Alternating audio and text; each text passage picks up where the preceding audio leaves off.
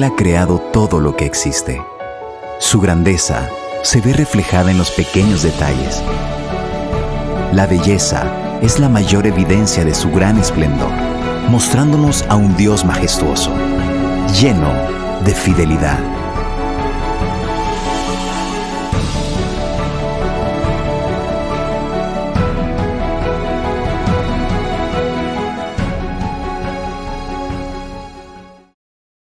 Hebreos, capítulo 2, versículo 10.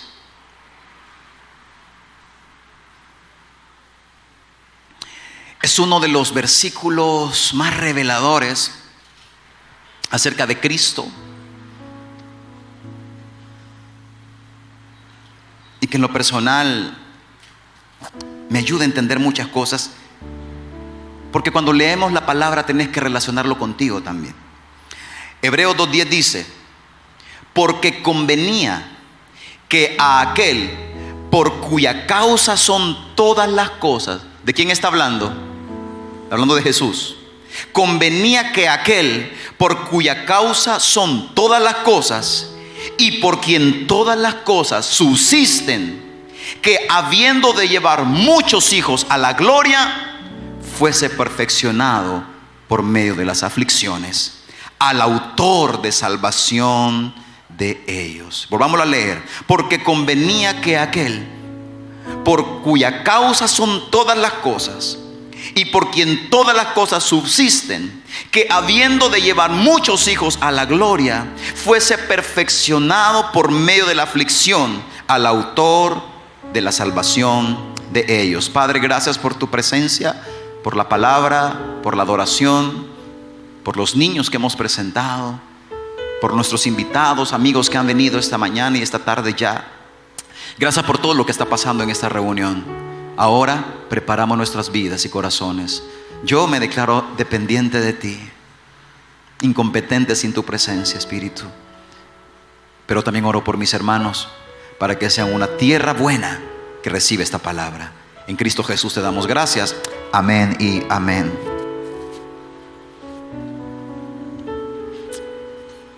Cuando uno tiene la responsabilidad, mira aquella parábola del sembrador, donde dice que había un sembrador que lanzaba la semilla. Y cuando uno entiende cuál es la responsabilidad de esto, hermanos, de poder lanzar una semilla, no cualquier semilla, sino una palabra que venga nutrida de la misma presencia del Señor, revelada a través de la Biblia. Entiendo mi responsabilidad esta tarde. Entiendo muy bien la responsabilidad. Desde el momento que yo soy enterado de que debo predicar a cierta hora, hermano, desde ese momento su servidor ya no duerme. Ya en ese momento uno está alerta, porque yo pudiese dar un mensaje, pero a veces me pongo a pensar, prefiero dar tu mensaje. Una cosa es dar un mensaje y otra cosa es dar el mensaje de Dios. Me levanté muy temprano esta mañana y comencé a meditar. Ya Dios había puesto algo en mi corazón, y esta mañana muy temprano seguía meditando sobre esto. Y hay mensajes que no son fáciles, pero necesarios. Al leer lo que acabamos de leer, hermano, si de algo podemos estar completamente seguros, es que mientras vivamos en esta tierra, a todos nos tocará una cuota de sufrimiento. No sé en qué grado, no sabemos de qué forma, no sabemos qué día nos va a tocar, pero estoy convencido que todos los que estamos aquí, tarde o temprano, tendremos cuotas de quebrantamiento, tendremos cuotas de sufrimiento.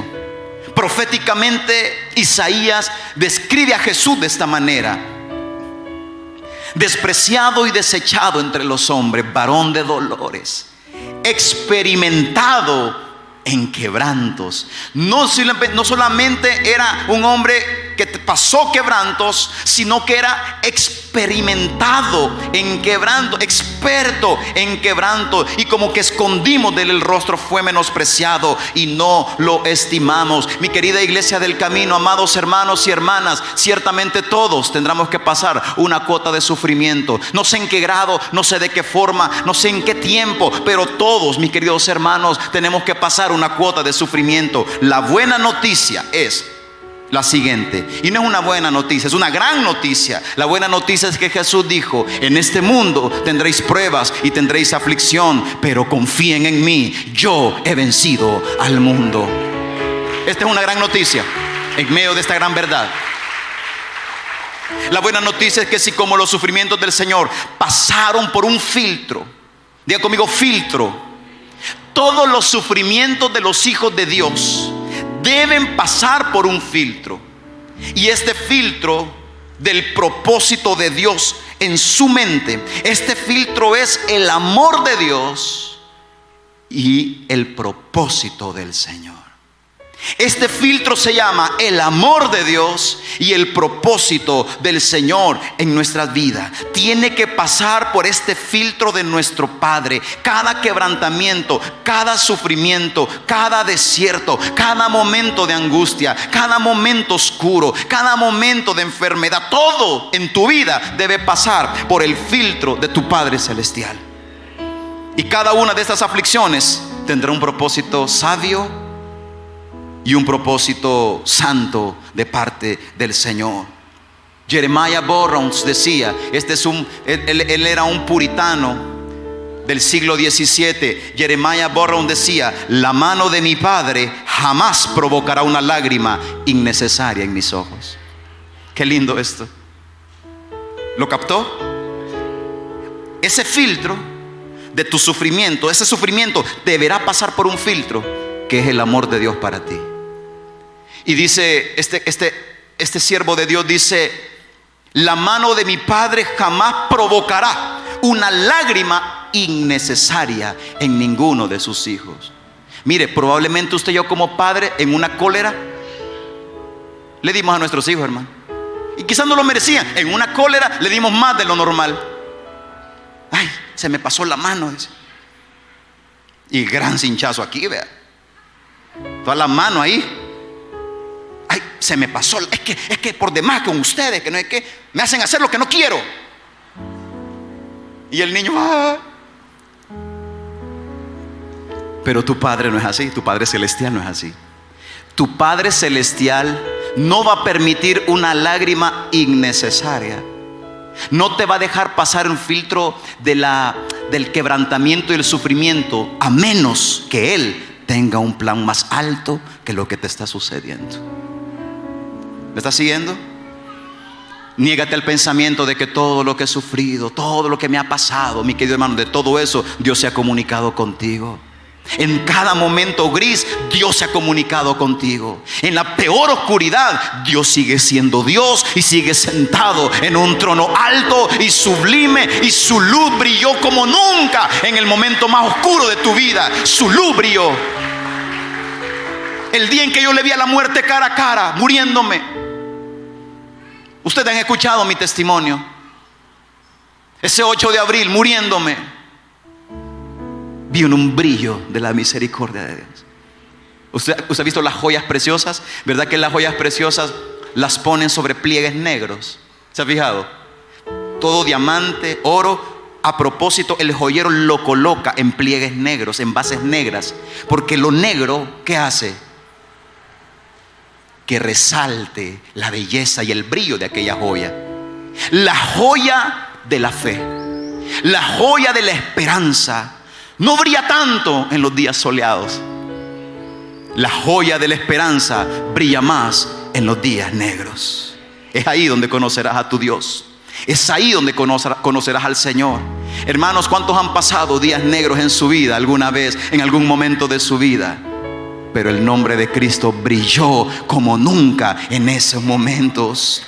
La mano de tu Padre no provocará lágrimas innecesarias. Todo tiene un propósito. Todo tiene una sabia voluntad de parte del Señor. Hebreos 2:10, lo que acabamos de leer, dice: porque convenía que aquel por cuya causa son todas las cosas, hablando de Jesús, y por quien todas las cosas subsisten, que habiendo de llevar muchos hijos a la gloria, fuese perfeccionado por medio de la aflicción al autor y salvación de ellos. El autor de los Hebreos afirma que a fin de que Jesús nos llevara a su gloria, Jesús tuvo que ser perfeccionado por medio de las aflicciones. Miren lo que dice Hebreos 5:7, ahí mismo en Hebreos, pero el capítulo 5, versículo 7, dice la palabra del Señor: Y Cristo, en los días de su carne, ofreciendo ruegos y súplicas con gran clamor y lágrimas al que le podía librar de la muerte, fue oído a causa de su temor reverente.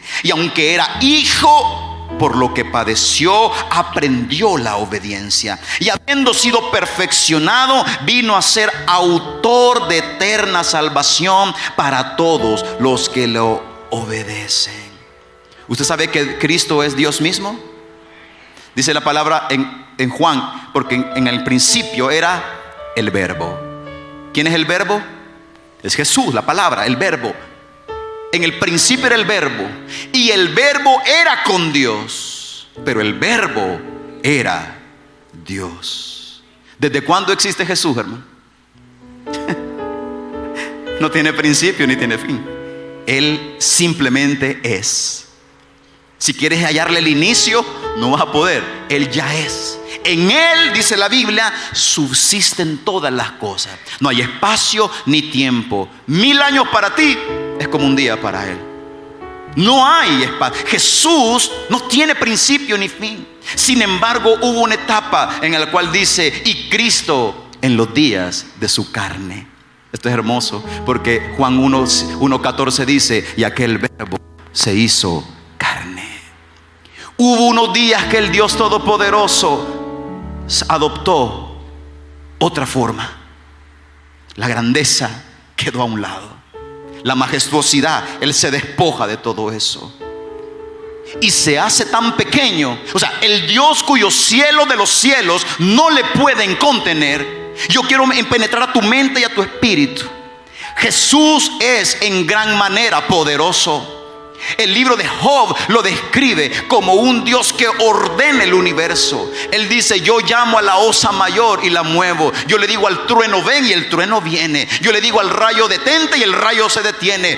Yo le digo a los mares: calma, y los mares se calman. Yo le digo al viento que se detenga, y el viento se detiene. A una orden de mi voz, legiones de ángeles y arcángeles se humillan delante del Señor, y tienen alas que cubren su rostro, pues no se sienten dignos de verle cara a cara. La Biblia dice que con una de sus manos detiene las corrientes de las aguas, y que con uno de sus dedos recoge el polvo de la tierra. Cuando Dios suspira, el universo se conmueve. Ese Dios poderoso, ese Dios grande. Salomón dijo: los cielos de los cielos no pueden contigo. La tierra solamente es el estrado donde descansan tus pies. ¿Logré comunicar la grandeza o no? No podría, hermano. Intenté.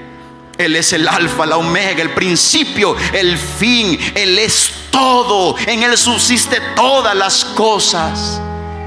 Ahora debo decirte que ese Dios tan grande se humilló a hacerse tan pequeño como una célula microscópica e introducirse en el vientre de una mujer. ¿Logras captar esto? ¿Cómo alguien tan grande puede humillarse tanto? ¿Cómo alguien que el universo no lo detiene puede reducirse a una célula?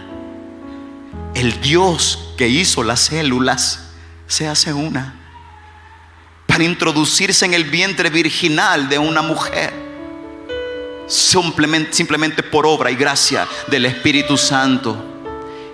Y aquel Dios poderoso cuyos ángeles se humillan y tapan su rostro. Esto lo describe Isaías capítulo 6. Ángeles y serafines que cantan día y noche: santo, santo, santo es el Señor. Hermanos, qué lindo es adorar al Señor. Pero hermanos, ninguno de nosotros va a cantar como esos ángeles. Aún así Dios no espera eso. Dios ve tu corazón. Pero esos ángeles cantan día y... ¿Usted imagina cantar a un ángel? No sé. Por eso dice la Biblia que allá escucharemos cosas que oído no oyó, ni ojo vio. Jesús tiene la mejor alabanza del cielo. Los ángeles, que son poderosos, tienen 6 alas. Los serafines tienen 6 alas. Con 2 cubren sus cuerpos, con 2 cubren su rostro, y con 2 vuelan. Significa humildad, reverencia y obediencia. Los ángeles. Sin embargo, el Señor se despoja de su gloria y no va a nacer en el palacio.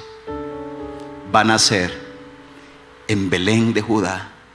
No había un hotel para María. No tenemos espacio para ti.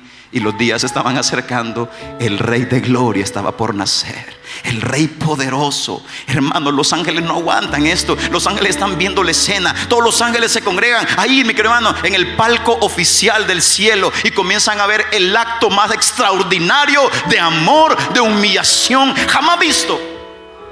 El Rey de Gloria, el poderoso, por quien fueron hechas las cosas, el que estuvo desde el principio de la creación y dijo junto al Padre y el Espíritu Santo: lo que hemos hecho es bueno.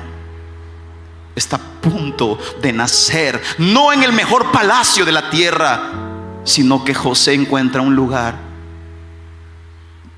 en un pesebre, en el establo junto a animalitos. Ahí nació el Rey. Y fue envuelto en pañales el niño. Los ángeles no aguantaron. No puede ser.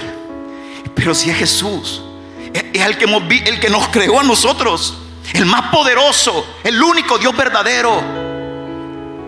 ¿Sabe qué hicieron los ángeles? No aguantamos. Un coro angelical sonó: gloria a Dios en las alturas, y en la tierra paz, buena voluntad para con los hombres. Estos son los días de su carne. Oh, hermano, si alguien le tiene dudas que Dios te amó, Él te amó y te lo demostró. Te lo demostró.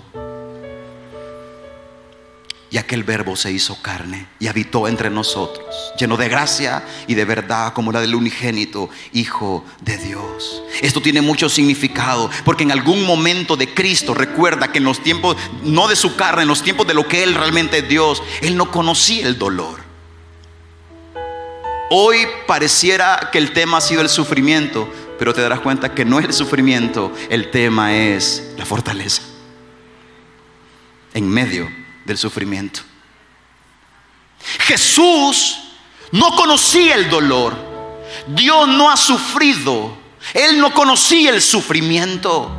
Él intelectualmente sabe que es sufrir, intelectualmente sabe que es dolor, pero corporalmente Él Él es espíritu. Él no tenía brazos, Él no tenía manos. Él es Dios espíritu, pero toma la forma de hombre, toma la forma de carne, y en los días de su carne Él debe experimentar que un clavo atraviese su mano. Él no lo conocía hasta ese momento. Jamás tuvo hambre. ¿Cómo Dios va a tener hambre? Sin embargo, tuvo que experimentar el hambre, tuvo que experimentar el quebrantamiento, el menosprecio, los golpes. Con Jesús ensañaron, hermanos. Un perverso incluso tejió con mucho cuidado una corona de espinas. La pone en su cabeza y con un palo golpeaba para que las espinas se introdujeran en su piel. ¿Tú crees que Dios conocía eso en el cielo? No. Jesús está siendo perfeccionado en el quebrantamiento. Alguien podrá pensar: pero Jesús no siempre ha sido perfecto. Sí, pero nunca conoció clavos, nunca conoció sufrimiento. La única manera de que Él fuera el autor de nuestra salvación es que este Dios poderoso pudiese experimentar el quebrantamiento que los seres humanos hemos experimentado. La única forma de que Jesús realmente pudiese salvarnos y alcanzar plena madurez como humano era pasar por el quebrantamiento y poderse identificar con tu dolor. ¿Sabes por qué Jesús te puede decir: levántate, estoy contigo, vas a salir de esto, vas a ser levantado? ¿Sabes por qué? Porque Él venció, no en el cielo, venció en la tierra con los mismos o peores problemas que tú y yo tenemos.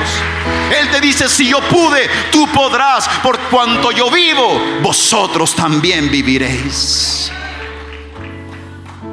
Jesús fue perfecto desde su nacimiento hasta su muerte. Sin embargo, por medio del sufrimiento fue que Dios capacitó a Cristo para ser el autor de nuestra salvación. Jesús fue perfeccionado, alcanzó plena madurez a través de las aflicciones. La idea de perfeccionar o la palabra perfeccionar significa alcanzar la meta más alta. Jesús tenía que ser quebrantado para entenderte a ti y a entenderme a mí en nuestros sufrimientos.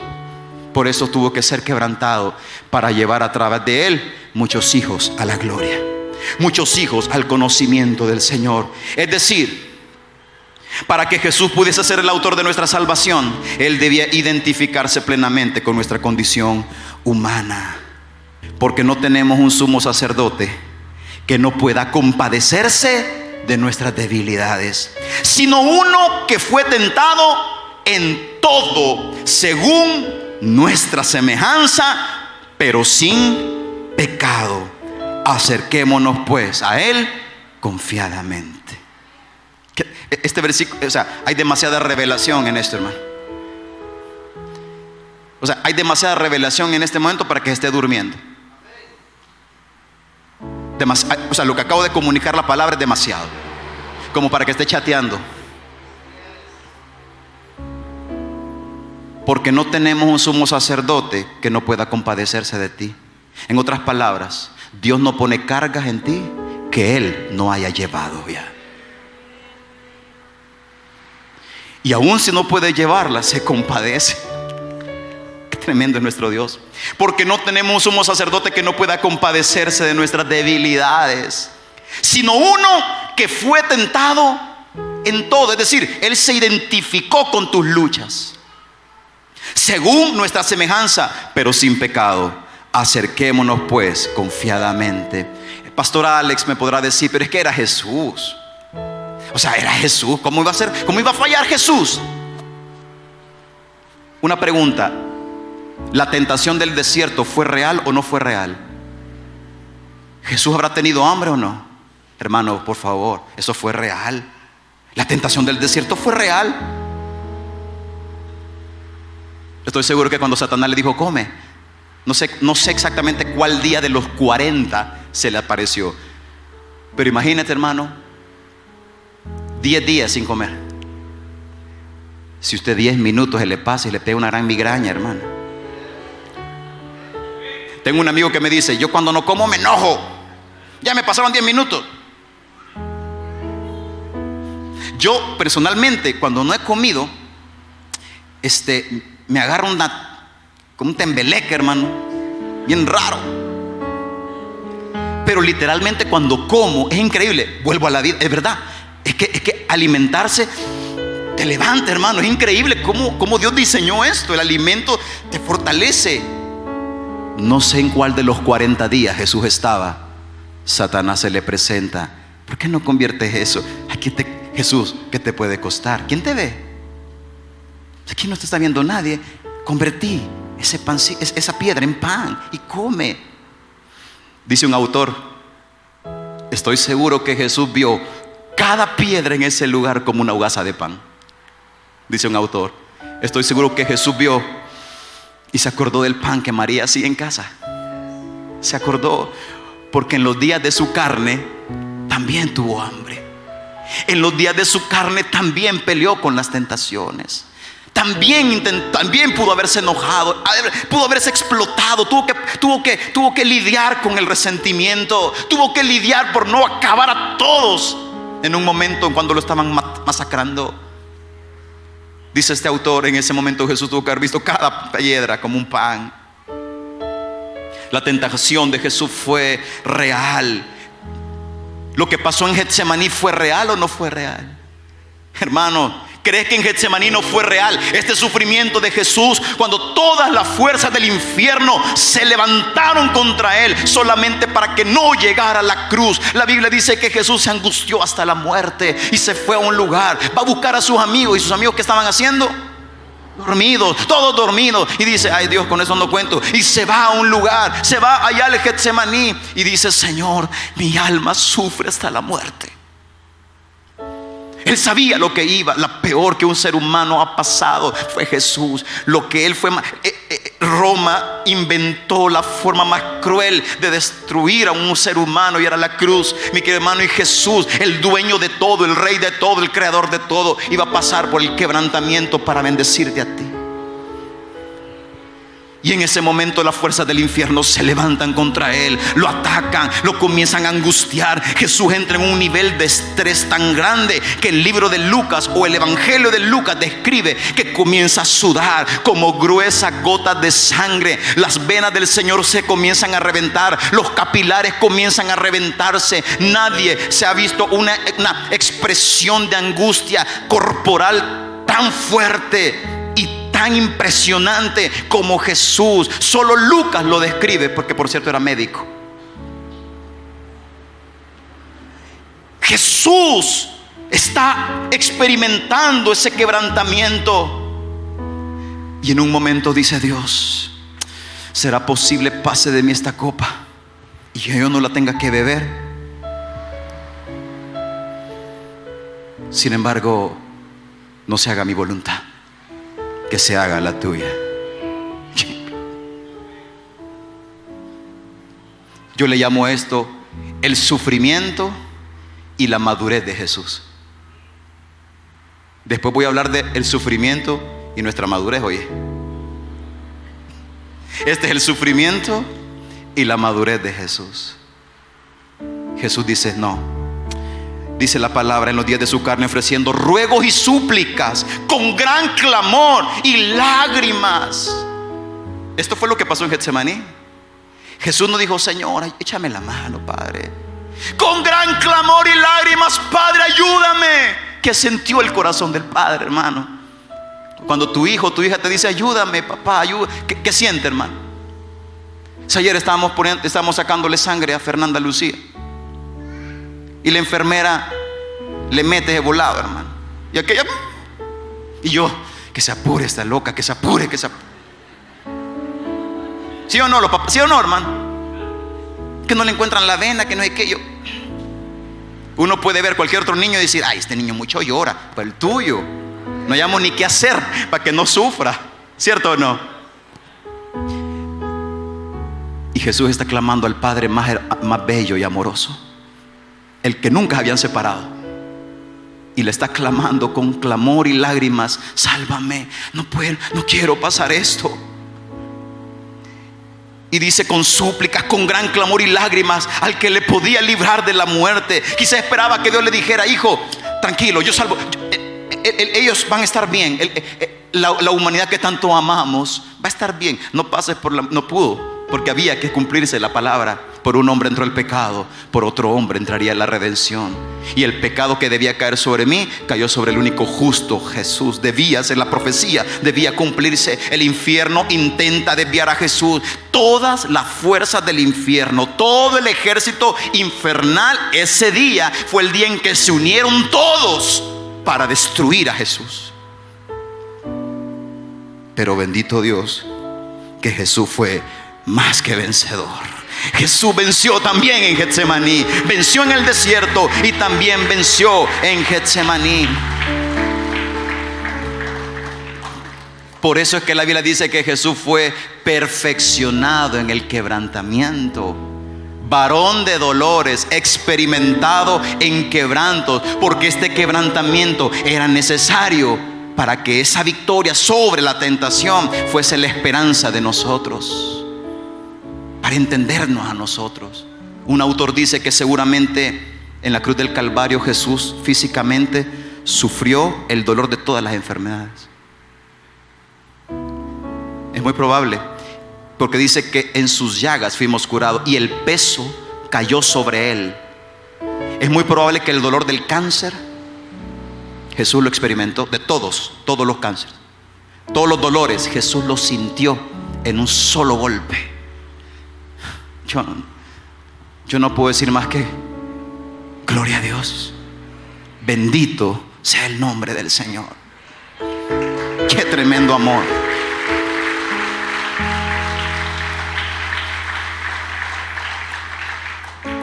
Jesús fue perfecto en todo momento. La palabra crisis viene del latín crecimiento. No se puede crecer sin crisis. Jesús tuvo que ser perfeccionado por medio de la crisis. Hay un poema que yo se los quiero decir. Es un poema que un pastor escocés escribió durante los horrores de la Primera Guerra Mundial. Se llama El Cristo de las cicatrices. Dice: si nunca te buscamos ahora. Tus ojos traspasan la oscuridad, nuestras únicas estrellas. Tenemos que ver las marcas de las espinas en tu frente. Te necesitamos a ti, oh Jesús de las cicatrices. Los cielos nos asustan, están demasiado calmos. Ningún lugar tenemos para escondernos en todo el universo. Nuestras heridas nos duelen. ¿Dónde está el bálsamo? Señor Jesús, por tus cicatrices conocemos tu gracia, y en tu victoria está mi esperanza. Los otros dioses se creen fuertes, pero tú, que eres fuerte, te hiciste débil. Ellos creen que cabalgan, pero tú tropezaste el camino hacia el trono. Por nuestras heridas, solo las heridas de Dios pueden comprendernos, y ningún Dios tiene heridas sino solo tú, Jesús de las cicatrices. Dígame, ¿qué Dios tiene heridas? Los dioses no tienen heridas. Los dioses paganos, ¿cierto? Ningún Dios lo pintan con heridas, sufriendo. Hasta ahora no conozco una religión, no conozco una secta que habla de un Dios que sufre. Por el contrario, sino que dioses egoístas que exigen y que piden reverencia nada más. Hasta ahora no conozco una religión que hable que su Dios sufre o que tenga cicatrices. Es por eso que este evangelio es único y es extraordinario, porque el Dios real y todopoderoso no solamente reina en los cielos, sino que derramó su sangre para que tú y yo estuviésemos parados en este lugar alabando su santo y bendito nombre. El Jesús de las cicatrices. Por cierto, cuando lleguemos al cielo, ahí están las cicatrices. Las vas a ver. Las vamos a ver. Dice la Biblia que cuando Él esté recibiéndonos, vamos a ver las marcas de los clavos. Vas a poder ver aún, ahí está todavía la herida de su costado. Aún están ahí las heridas. ¿Y sabe por qué van? No es que no pudiesen sanarse. Él las dejó para decirte: mira cuánto te amé, mira cuánto te he amado. Sigo siendo el Dios. Antes del pecado, el Dios poderoso. Después del pecado, el Dios poderoso, pero con cicatrices. Dios jamás había experimentado el sufrimiento y lo hizo por nosotros. Jamás en sus manos habían sido traspasadas, lo hizo por nosotros. Es el momento en que el Verbo se hizo carne y Jesús aprendió una clase de obediencia que jamás había experimentado, y tuvo que pasar el quebrantamiento para alcanzar la madurez. Mis queridos hermanos, este es el sufrimiento y la madurez de Jesús. Ahora veamos el sufrimiento y nuestra madurez. El sufrimiento y nuestra madurez.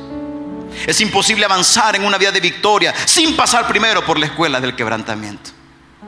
Tenemos que ser quebrantados. Romanos 5:3, acompáñenme. Romanos 5:3. ¿A cuántos Dios les está hablando, hermanos?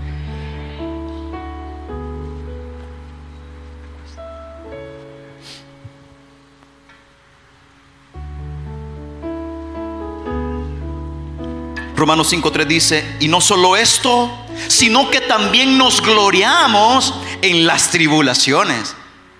¿Y este dónde es como ser masoquista o qué?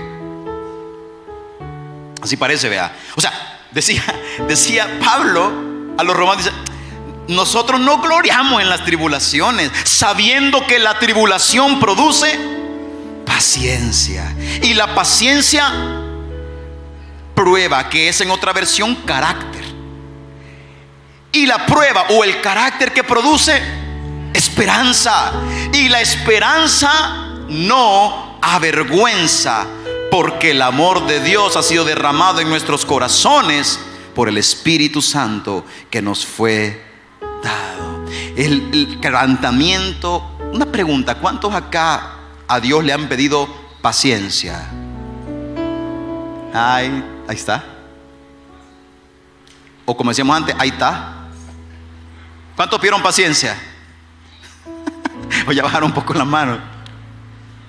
¿Y quién ignora que la prueba de vuestra paciencia produce fe?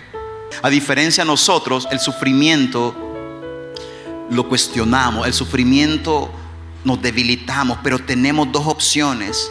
O este problema, mi querido hermano o hermana, te destroza, o este problema te hace más fuerte. Pero hay una gran noticia: salir de este problema no es en tus fuerzas.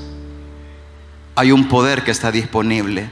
Jesús dijo: el mismo poder que levantó a Jesús de entre los muertos, ese mismo poder está contigo, está con nosotros. Nada puede detenerte. Ni la muerte detuvo a Jesús, nada puede detenernos. ¿Qué sentido tiene que pelees en tus fuerzas cuando tienes este poder? Voy a leer el mismo versículo, pero la nueva versión internacional. Romanos 5:3, nueva versión internacional, dice: y no solo en esto, sino también en nuestros sufrimientos, porque sabemos que el sufrimiento produce perseverancia, y la perseverancia entereza de carácter, la entereza de carácter esperanza, y esta esperanza no nos defrauda. Increíble. Esta esperanza no nos defrauda. Mira, hermano, yo no sé cuántos problemas has tenido o cuántos días has pasado, pero no hay problema que anule esta promesa. No hay problema que anule tu promesa. Si Dios habló, se va a cumplir.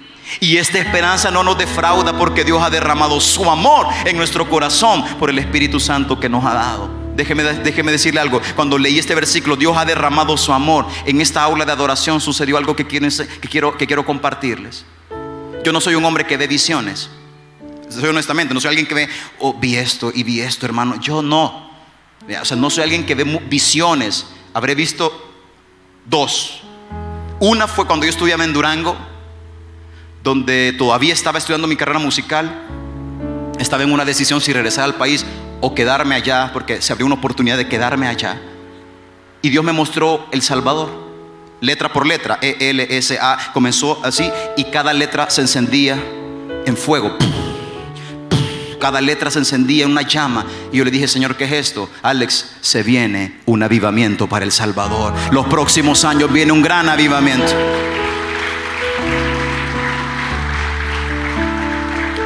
Y yo dije: yo tengo que ver eso, yo regreso, tengo que ver eso. Y la segunda visión que tuve fue en esta aula de adoración. Yo estaba parado acá y veía cómo una catarata de poder caía enfrente a mí, a tal grado que yo a la gente ya no la veía bien, sino como la veía como atrás del agua, ¿cierto? Como desfigurado, como el agua, como distorsiona el agua lo que está. Esa catarata poderosa. Recibí 3 testimonios más de que vio agua que caía como una catarata en este lugar. Ahí mi corazón supo que Dios había hecho algo, y le tenía que decir: Dios, ahora me vas a tener que revelar qué es, porque yo no me voy a inventar qué es esto. Si lo vi yo y lo vieron 3 personas más, vieron fuentes de agua que se abrían con poder, y Dios me lo reveló hoy. Dios me lo reveló esta mañana, cuando dice la palabra de esta forma: y esta esperanza no nos defrauda, porque Dios ha derramado su amor en nuestro corazón. Esta catarata, hermano, esta catarata significa el amor de Dios cubriéndote en cualquier problema. Y no es débil, no es pequeña, no es un chorro, es una fuente poderosa de amor. Y Dios me dijo: dile a mi pueblo que su mejor arma es el amor que tengo por ellos, porque todo sufrimiento deberá pasar por el filtro del amor de su presencia hacia nosotros, del amor a nuestras vidas. ¿Sabes por qué sé que te vas a levantar? Porque Dios te ama con amor eterno, y yo no tengo que decírtelo, tú lo has vivido. Pero si quieres seguir atado al pasado, nada va a suceder. Si quieres seguir en tus resentimientos, nada va a pasar. Pero si te vas a levantar, ahora vas a tomar este sufrimiento que te ha pasado, no para lamerte las heridas, no para seguirte lamentando, sino para decir: Padre, si tú me sacaste una vez, lo puedes volver a hacer. Hay una cosa inevitable: tu Tu condición es inevitable, no lo puedes controlar, pero tu posición sí. Esto se lo leí esta mañana. A Rob Harriman puso una foto hoy. Si alguien sigue a Rob, búsquela. Él puso una foto hoy. Y estaba su hijo Isaac adorando al Señor de rodillas, su hijo mayor. Y él puso esto: difícilmente podremos controlar nuestras situaciones, pero sí podemos controlar nuestras posiciones. ¿Cuál va a ser tu posición en el quebrantamiento? Yo te diría: alza tus ojos a los montes. ¿De dónde vendrá mi socorro? Mi socorro viene de Jehová, que hizo los cielos y la tierra. Aleluya.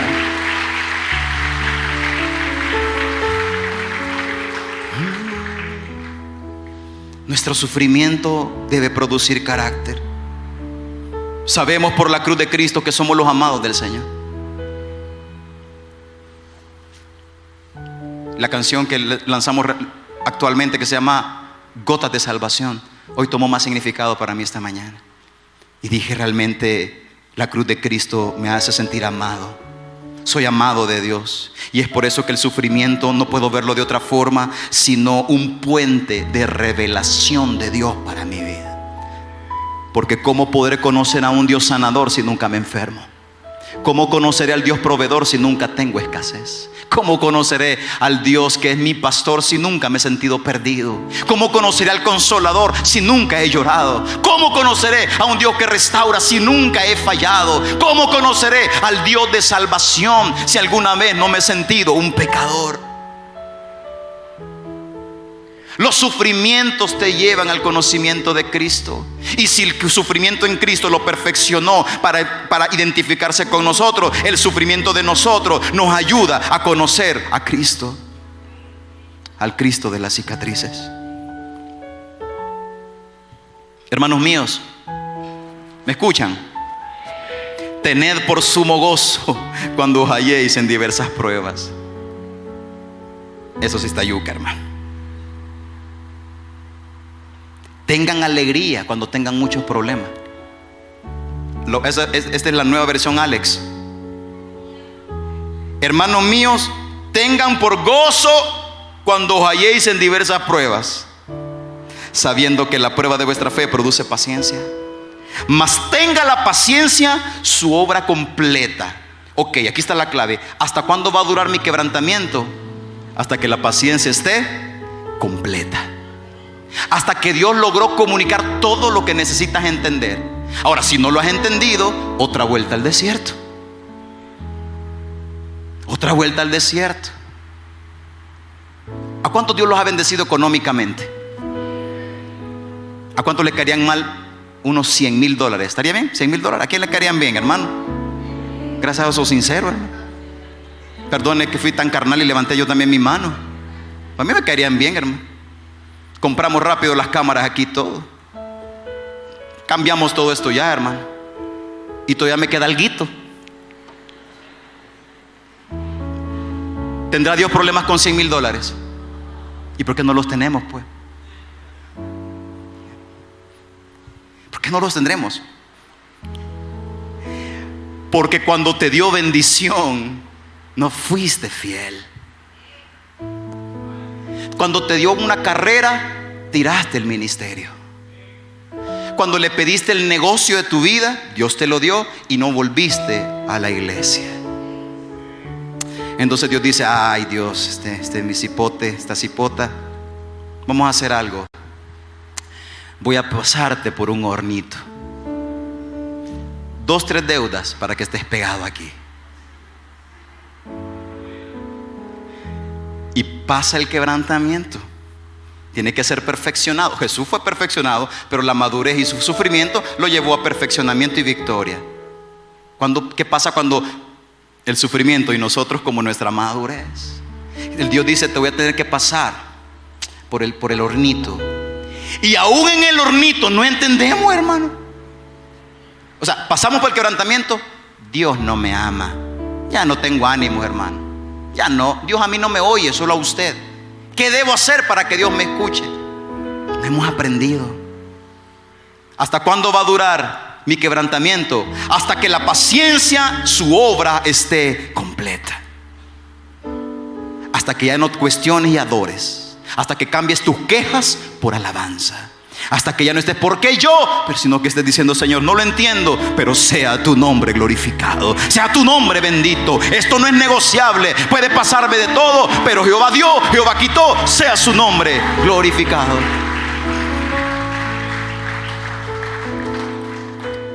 Hermanos míos, tengan por gozo cuando halléis en diversas pruebas, sabiendo que la prueba de vuestra fe produce paciencia, mas tenga la paciencia su obra completa, para que seáis perfectos y cabales, sin que os falte cosa alguna. Esto es increíble. Esto es increíble. Necesito que lo leamos juntos. Santiago 1:2. Santiago 1:2. Lo va a tener que subrayar ahorita, o sombrearlo, o copiarlo, copy paste, lléveselo a su blog de notas, o haga algo. Pero si algo necesito que se quede de esta predicación en tu mente, es esto. Creo que lo vamos a resumir en esto. Santiago capítulo 1, versículo 2. Santiago 1, del 2 al 4. Cuando lo tenga, dígame amén. Hermanos míos, tened por sumo gozo cuando os halléis en diversas pruebas. Ahora, lo vamos a leer todos juntos ahora, ¿de acuerdo? Sabiendo que la prueba de vuestra fe produce, mas tenga la paciencia su obra completa, para que seáis perfectos y cabales, sin que os falte cosa alguna. Al final vas a ser bendecido. Si este mensaje no es para ponerte triste, este mensaje no es, este mensaje es de esperanza, que en medio del desierto Dios te va a procesar, porque Él cree que es más provechoso procesarte que librarte. Ahora, Dios te ha librado de procesos, Dios te ha librado de desiertos, pero Él sabe que hay desiertos que es más provechoso procesarte que librarte. Procesarte para llevarte esperanza, esta esperanza que produce paciencia, esta paciencia hasta que sea completa, y después que sea completa no te faltará nada.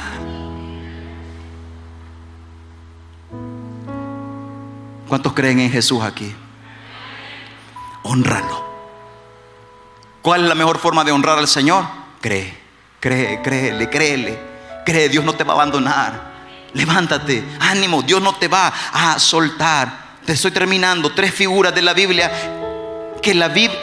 tres figuras de la Biblia para ilustrar el hecho que no podemos crecer sin quebrantamiento. El primero está en Hebreos 12. Hebreos 12:5. La figura del padre que disciplina. ¿Cuántos tienen hijos acá? ¿Cuánto les toca disciplinar a sus hijos? Cuesta, ¿verdad? No nos gusta. Pero después de que ya les dimos, ¿qué le decimos? Lo hago porque... Frase de mamá, con el gran chancletazo aquí. Lo hago porque te amo. Y es verdad. Ahora, mire lo que dice Hebreos 12:5. Y ya han olvidado por completo las palabras de aliento. Es la versión NBI, perdón. Es la versión nueva, versión internacional. Y han olvidado por completo las palabras de aliento que como a hijos se les dirigen. Hijo mío, no tomes a la ligera la disciplina del Señor, ni te desanimes cuando te reprenda, porque el Señor disciplina a los que ama. ¿Cuántos son hijos de Dios? Aquí estamos viendo una figura de sufrimiento y quebrantamiento. El padre que disciplina y azota a todo el que recibe como hijo. Lo que soportan es para su disciplina, pues Dios los está tratando como a hijos. ¿Qué hijo hay a quien el padre no disciplina? Si a ustedes se les deja sin la disciplina que todos reciben, entonces son bastardos, dice la Biblia. No son tratados igual que los otros hijos. Si no recibieses la misma disciplina que otros hijos y tú no, eres bastardo, dice la palabra, porque no eres como los demás. y no hijos legítimos. Después de todo, aunque nuestros padres humanos nos disciplinan, los respetábamos. No hemos de someternos con mayor razón al Padre de los Espíritus para que vivamos. En efecto, nuestros padres nos disciplinaban por un breve tiempo, como mejor les parecía, pero Dios lo hace para nuestro bien, a fin de que participemos de su santidad. Ciertamente ninguna disciplina en el momento de recibirla parece agradable, sino más bien penosa. Sin embargo, después produce una cosecha de justicia y paz para quienes han sido entrenados por ella. Lo que Dios está diciendo es: como eres mi hija y mi hijo, te debo disciplinar. Porque si no te disciplino o no me importaras, no fueras hijo legítimo. ¿Cuántos son hijos legítimos del Señor por medio de la sangre de Cristo? Es por eso que tu Padre va a disciplinarte. Dice: y aún vuestros padres terrenales, cuando te disciplinaban, lo aguantabas. Yo a esta señora que amo mucho, que está aquí, mi madre, que nos disciplinaba bien seguidito en la casa. O sea, después, yo no voy a olvidar una que me cayó, hermanos. Me voy a desahogar ahora. Que no fue mi culpa. Nos había agarrado una guerra con otros muchachos de otra senda donde vivíamos, de hacernos guerras de agua. Y entonces nos poníamos con vejigas de agua, pistolas de agua, perforábamos botes de champú para tirar agua, y la cosa era quién se mojaba más. Y andábamos medio enfermones y no nos importó, y nos fuimos con Carlos a hacer eso, hermano, con los de la otra colonia. Y llegamos a la casa, todos empapados, la ropa, los zapatos, todo, hermano. Pero habíamos ganado, o sea, llegamos con botín y todo, hermano. Mi mamá: ¿y por qué se han mojado? Que no se ven que estaban enfermos. ¿Cómo van a andar así? Hermano, yo ya me había quitado mucha de la ropa. Y mi mamá sí. Y Carlos se pone atrás de ella a reírse, porque ella sabe lo que... Y Carlos. Y me empieza a dar risa a mí. Y mi mamá: y que no sé qué, que no sé. Pero yo veía que Carlos se estaba riendo y yo me dio risa. Y ella piensa que me estoy riendo de ella. Y el séptimo sello fue abierto del Apocalipsis. Me cayó una, hermano, y ya me había quitado toda la ropa. O sea, me cayó por todos lados, hermano. Ahora, ¿tú crees que lo lógico es que yo me levante a reclamarle a ella? Bueno, ¿y por qué me pegó? ¿Qué derecho tiene? Hermano, se abre el octavo sello. Porque dice la Biblia que aun cuando los padres terrenales lo hacen, nosotros nos conformamos y nos reclamamos. Pero cuando Dios te disciplina, lo abandonamos, lo cuestionamos. Y dice: ¿cómo es posible si es el Padre que te ama perfectamente, que sabe el bien que quiere para ti? ¿Me estás siguiendo? La disciplina es una figura del quebrantamiento. La segunda, el orfebre que refina la plata. Isaías 48:10. Mira que te he refinado, pero no como la plata. Te he probado en el horno de la aflicción. Al venir a Cristo somos bendecidos. ¿Cuántos lo creen? ¿Cuántos creen que son bendecidos al venir a Cristo? Pero con el paquete viene un horno. Con el paquete viene incluido un hornito en el cual Dios nos va a pasar. Y es ahí donde Él quema nuestras imperfecciones y nuestra vida es limpiada a través de todo eso. Hay un texto muy interesante en Jeremías 48:11. Dice que Moab, dice Dios hablando de Moab, dice Jeremías 48:11: Moab ha vivido en paz desde su juventud, ha reposado sobre su sedimento. Mire, la palabra es un poco fuerte, pero el sedimento está relacionado con las heces. Sedimento es eso, son heces. Dice que Moab ha vivido en paz desde su juventud, reposado en su sedimento, no ha pasado de vasija en vasija, ni ha ido jamás al exilio. Por eso conserva su sabor y no pierde ese olor.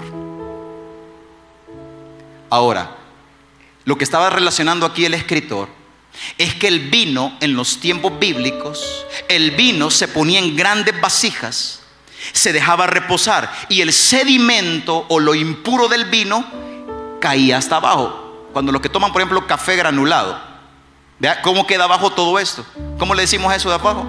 No, mejor no lo diga. No es que hay alguna persona de México aquí. Eso que queda abajo se llama sedimento.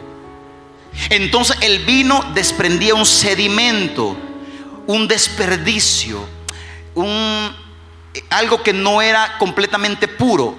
Entonces con muchísimo cuidado levantaban la vasija, lo echaban en otra nueva y dejaban ahí el sedimento. Luego esta otra vasija la dejaban reposar, bajaba el otro sedimento que pudiese quedar por varios meses y luego la pasaban cuidadosamente a otra vasija. Entre más vasijas, más vino de calidad. Entre más se vaciaba, el sedimento iba quedando y el vino, a medida que progresaban las vasijas, era de mayor calidad. Viene el Señor y dice: Moab desde su juventud ha reposado en su sedimento, no ha pasado de vasija en vasija. Es por eso que huele igual. Este es parte del quebrantamiento. Dios, estás nítido, estás cómodo, al fin de repente, ¡uf! ¿Qué es esto? Te estoy pasando otra vasija. Ya estás lista, tranquilo, al fin, ya, al fin, este problema económico me tenía loco, al fin, Señor, ¡uf! Un hijo se enferma. ¿Me está entendiendo?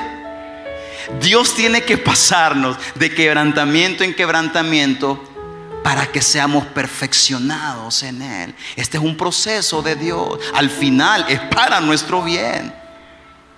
¿Qué prefiere ser, un moscatel de esos vinitos, hermano, de 3 pesos? Un moscatel, caballo blanco. Yo no soy experto en vinos, hermano. No voy a creer, pero he visto, ¿verdad? De 10 pesos. O un cabernet, o un no sé qué de $18,000. Esos vinos, hermanos, extraños. ¿Sabe por qué esos vinos valen lo que valen? Porque han sido pasados por proceso. Y luego el vino más perfecto es guardado por años. Y ahí, hermano, está puro. Se mantiene en vidrios especializados para eso. Se mantienen puros. ¿Cuántos quieren ser un vino de excelencia aquí? El Señor va a tenerte que pasar de vasija en vasija. Y por último, el tercer figura que nos habla de quebrantamiento, ya dijimos, el padre que disciplina, el orfebre que nos pasa por el horno y el jardinero que poda la vid. Juan 15:2 dice: toda rama que en mí no da fruto será cortada, pero toda rama que da fruto la podaré para que dé aún más fruto. Si el Padre no te poda, no sirves para dar más fruto. Dice un comentarista: la productividad de las ramas no solo viene de que permanezcan en la vid, sino que sean cortadas por el viñador. Parece un procedimiento cruel, pero al venir nuevamente la primavera, da mucho más fruto. Cuando ya dan frutos, viene el viñador y en vez de dejarla como está, corta y deja casi peloncita la vid. Parece algo cruel porque acaba de dar fruto, pero el viñador sabe que al cortarla, el próximo verano dará más fruto de lo que dio. Dios muchas veces va a actuar con nosotros, va a cortar las ramas. Estamos dando fruto, pero dice: quiero algo más de ti. Y va a cortar porque sabe que eso dará más fruto. Pero debemos entender algo: no es el sufrimiento lo que produce crecimiento. No quiero que va a tomar una regla: debo sufrir más y eso va a producir crecimiento. No. No es el sufrimiento, porque si no, todos los que sufren fueran tremendos, hermano. No es el sufrimiento en sí lo que produce crecimiento. Es la manera en la que tú reaccionas ante el sufrimiento. Es cuánto fruto puedes sacar de este quebrantamiento para seguir avanzando en el propósito y la voluntad de Dios. ¿Cuál es la mayor voluntad de Dios? Que lo conozcan a Él y a su Hijo Jesucristo. En otras palabras, iglesia, estás pasando quebrantamiento, sácale el jugo. Sácale el jugo a esto. Que este quebrantamiento no te destruya. Vas a sacarle el jugo a esto. ¿Para qué? qué? Para que otros conozcan a Dios a través de este sufrimiento. Un día fuiste sanado del cáncer, Dios te va a sacar. ¿Para qué? Para que otros que pasen por este camino sepan que si Dios te sanó a ti, puede hacerlo con ellos también. Esto no solamente es conocimiento de Dios, sino experiencia del Señor. Mi hermano y hermana, mi propósito esta tarde no es afanarte, ni que te preocupes por los sufrimientos. Cada día tiene su afán. Enfréntate a ellos cada día. El propósito es equiparnos para cuando el quebrantamiento llegue y estemos listos. Porque estoy recibiendo muchas personas que me dicen: ya no aguanto, estoy sufriendo. ¿Cuál es el propósito? Estoy quebrado, estoy frito. Mucha gente me escribe con sufrimiento, gente que está quebrantada y está desanimada. No hay que decir: hermano, debo decirte que el sufrimiento es parte del paquete. ¿Y de qué sirve tener conocimiento de Dios si no lo aplicamos en medio del sufrimiento? Si no fuésemos como el mundo. Una pregunta: ¿la gente en el mundo se muere o no? ¿Y los cristianos? ¿La gente en el mundo se enferma o no? ¿Y nosotros? ¿La gente en el mundo tiene problemas económicos, sí o no? ¿Y nosotros? ¿Cuál es la diferencia entonces? La diferencia es que con nosotros está un Dios todopoderoso, con un filtro de amor, de propósito, el cual debe pasar y ninguna lágrima innecesaria caerá de tus ojos. Entonces, si tenemos este poder, abrácelo, abrácelo, abrácelo. Tenemos un Dios que está con nosotros. No viva como si no tuviese esperanza. Como dice el mundo, como dice la palabra, el mundo no tiene esperanza. Hace 2 domingos hablé de esto. Mi paz os dejo y mi paz os doy. Yo no la doy como el mundo la da. ¿Qué estaba haciendo Jesús? Diciendo: yo tengo una paz diferente, no es como la del mundo. Mi paz sobrepasa todo entendimiento. Vamos a orar en esta hora. Padre, gracias.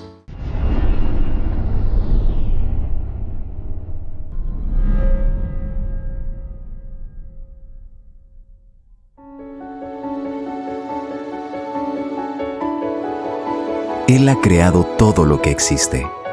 Su grandeza se ve reflejada en los pequeños detalles. La belleza es la mayor evidencia de su gran esplendor, mostrándonos a un Dios majestuoso, lleno de fidelidad.